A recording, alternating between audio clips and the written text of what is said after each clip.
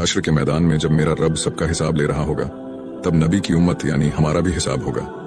मगर जब हमारे हिसाब की बारी आएगी तो हमारे नबी मोहम्मद सल्लल्लाहु अलैहि वसल्लम अल्लाह ताला से फरमाएंगे, ऐ मेरे अल्लाह, मेरी उम्मत का हिसाब मेरे हवाले कर दे। तो मेरा अल्लाह कहेगा, ऐ नबी क्यों?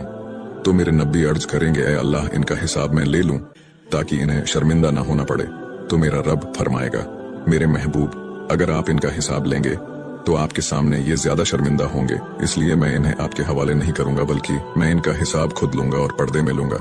इसके बाद एक पर्दा आ जाएगा और उस पर्दे के पीछे अल्लाह पूरी उम्मत का हिसाब लेगा, जिसके बाद पूरे मजमे को किसी की अच्छाई या बुराई का पता नहीं चलेगा। अल्लाह के सिवा कोई नहीं जान पाएगा कि हम कितने बड़े गुनहगार हैं और हमने जाने अनजाने में कितने गुनाह किए।